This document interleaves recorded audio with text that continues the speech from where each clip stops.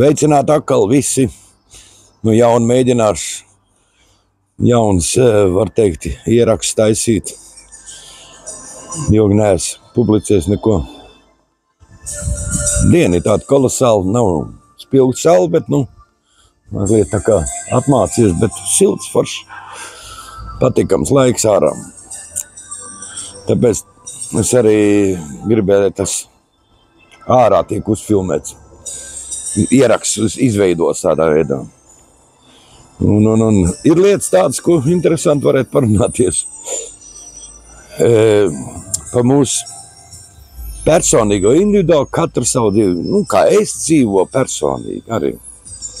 Un es varētu vienā vārdā visu formulēt. Tas būtu, es tiešām iekšīgi no sirds tā, neviltojot tā laimīgi dzīvo. Kamdēļ, tas nenozīmē to, ka man problēmas nav. Viņas ir daudz. Vienmēr viņas ir un ar viņām ir jāsaskarās ikdienā, un tāpēc katram cilvēkam ir. Tikai jautājums ir tāds, ar kādu sirdi tu ej visam cauri, kā tu uztver visu tās lietas. Un ja tu visu uztver tikai caur to, ko tu redz, ko tu dzirdi, ko tu vari sataustīt, tas nav vairāk, tas ir ļoti, kā es varētu teikt, ka es kādreiz arī tāpat dzīvoju. Tas ir tā kā, tu no tiem ārējiem apstākļiem, atribūtiem, visam tas ir iespaidīgs, atkarīgs, teiksim, vienkāršāk.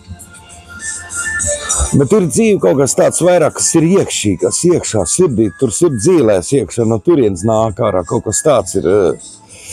Tas nav tāds, kad tu vienkārši vadies no to, ko pa tevi runā, jeb kāda apstākļa, jeb kāda situācija tev ir. Ir darbs, ir nav darbs, vai ir labs darbs, vai slikts darbs. Jā, visādīgi mēs iespaidomies. Es arī nenoliedzu to, ka tas notiek aiz manis, bet ir iekšējā dzīve. Un es, kā cilvēks, kas tic Dievam, no sirds īstenībā, es to mēģinu saklausīties savā sirdī, to īsto dzīvību, plūsmu, kādu viņi īstenībā nāk no augšienes.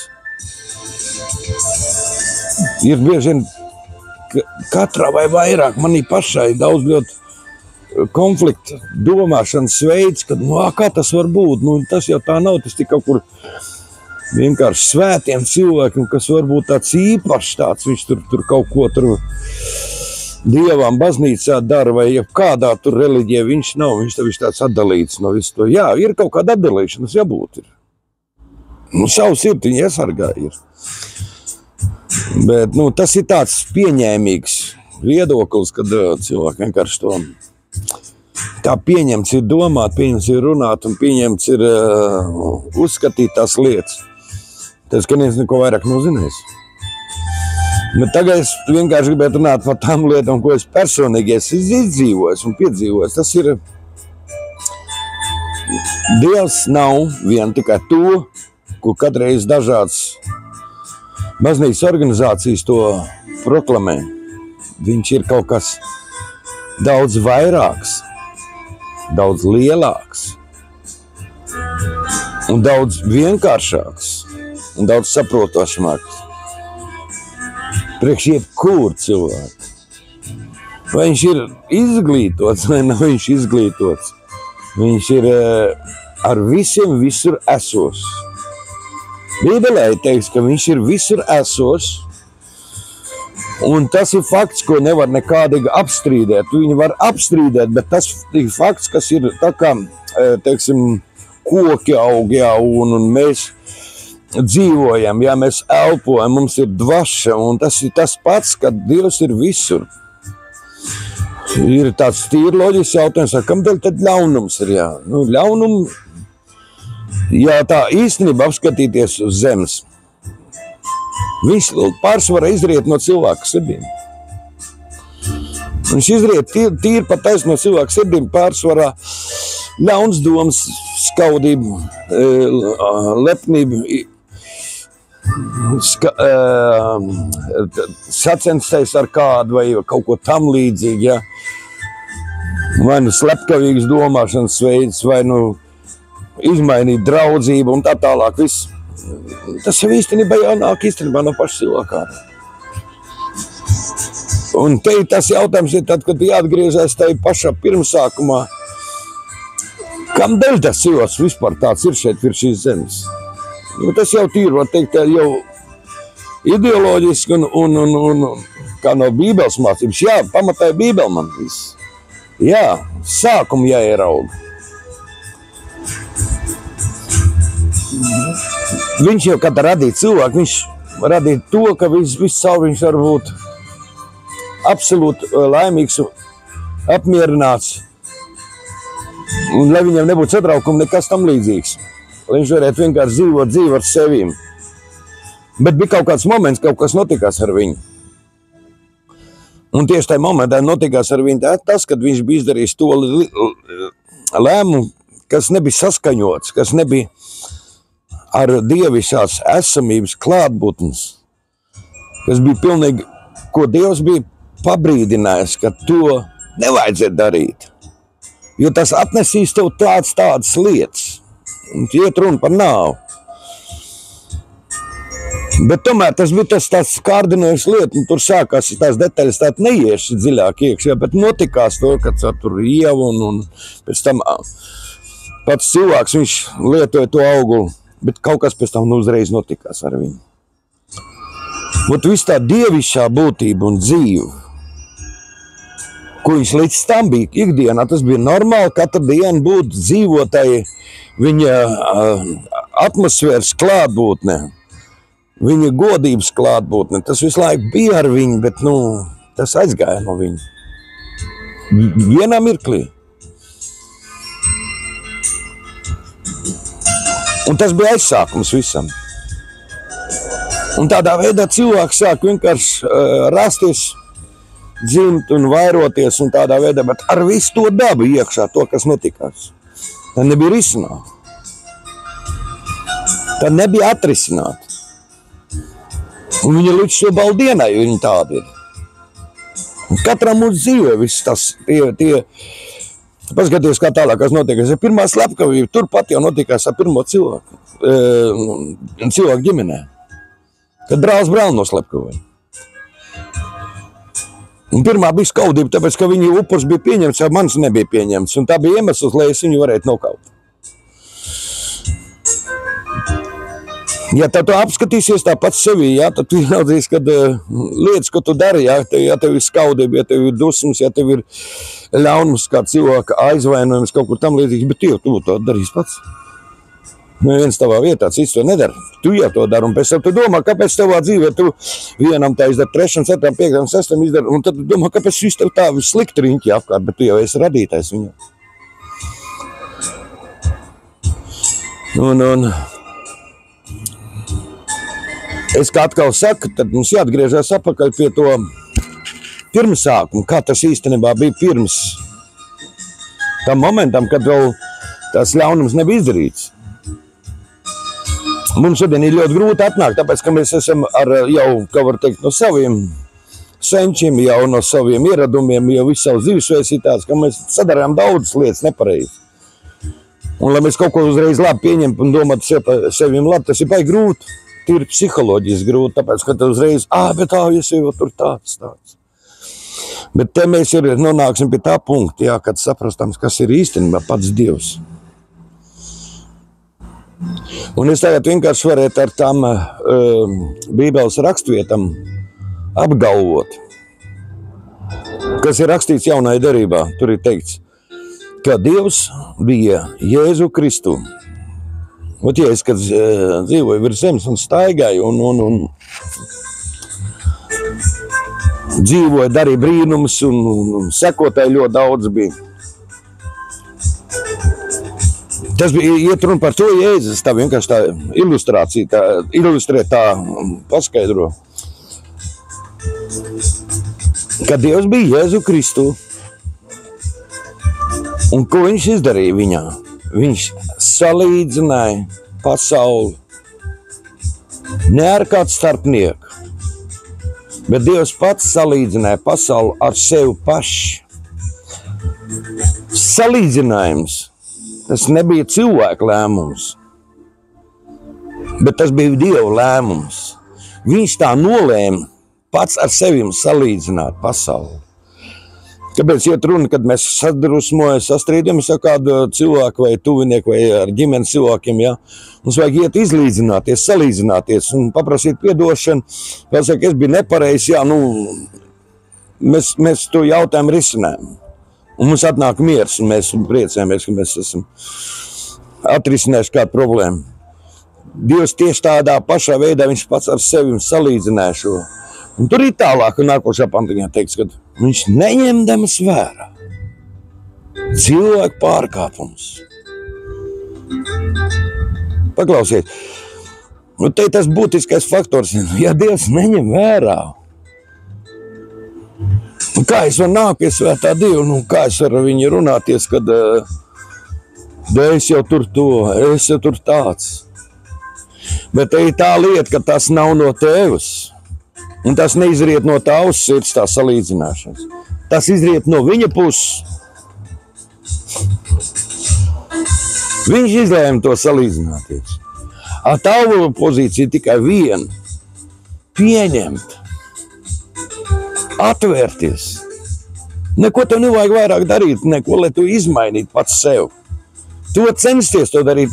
Kad tu tā darīsi, vienā divā tev izdosies, a trešajā tu kritīs. Te ir tā Dieva laipnība, tā ir tā īstā, patiesā dievišķā būtība, Dieva mīlestība, kādā veidā viņš attiecās ar jebkuru cilvēku. Ar jebkuru. Tāpat arī manim. Man bija grūtam saprast, lai laiks vajadzēja priekš to, lai es to izprast, ka Dievs ir ar manim harmonijā.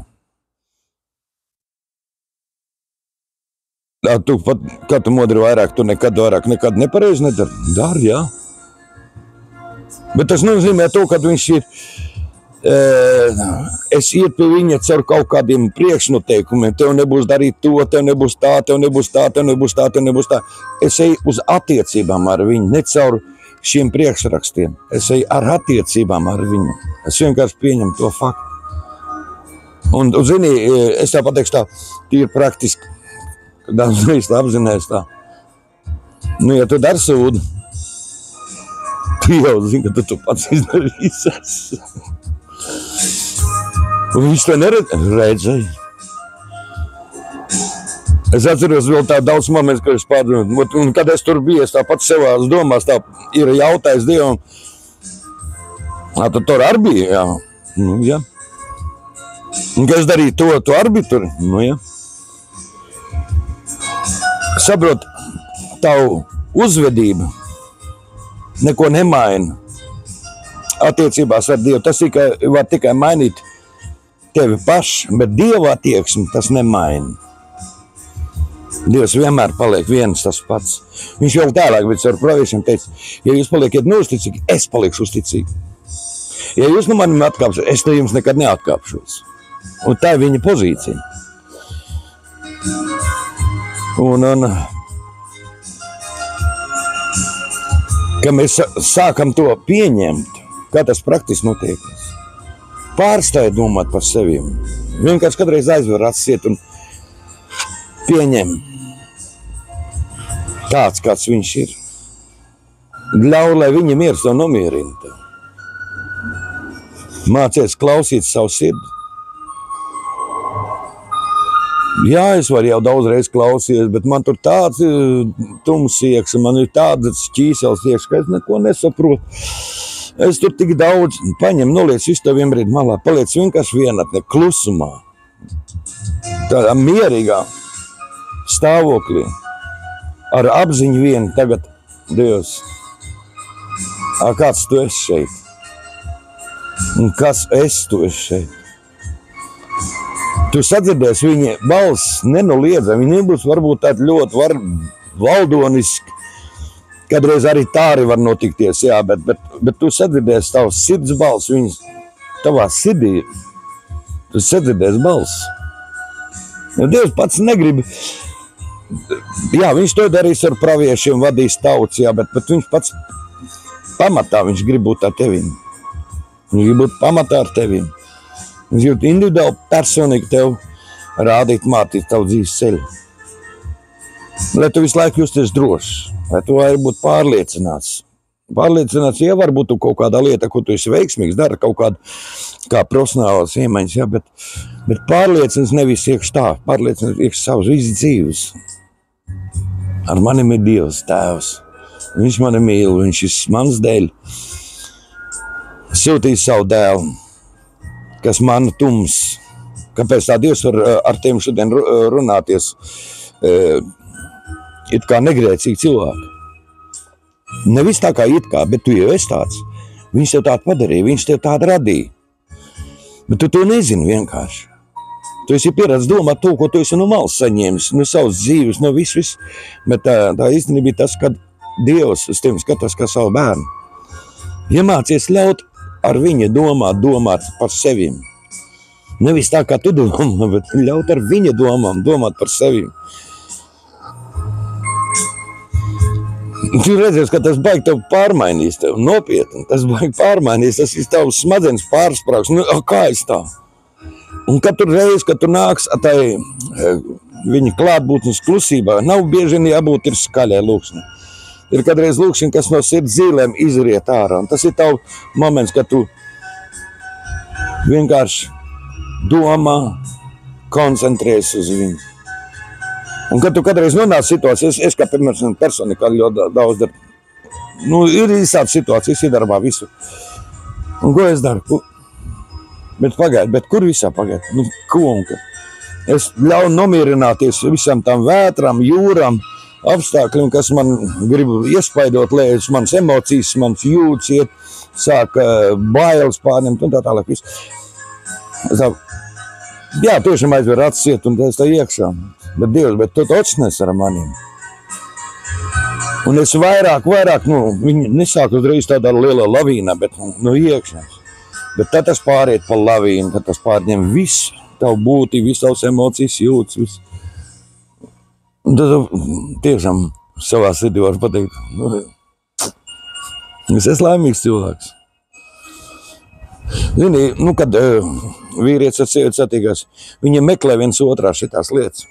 Viņi meklē viens otrā, teiksim, lai viņam justies laimīgi, drošība, jā. Un, ka viņi to neierauga, viņi uzreiz viņam brauc virsā, pirksts norāda, vai nu otrādi, jā, man ir sieva tāds slikts, vai mans vīrs tāds un tāds. Tas ir normāli, ka tas ir pareizi tīrs un svēts, jā, ko Dievs var izdarīt tavā dzīvē. Es tam no sirds to pārliecināts esmu. Bet, ja tas tā nav šobrīd uz tavu situāciju, neskaties caur tādam skatījumiem. Atrod vispirms sevi. Sevi iekš Dievu. Un tad iziet no tā, tad tu redzēsi vairāk. Kas tas par cilvēku tev lakam? Kas viņš īstenībā tur iekšā viņā ir?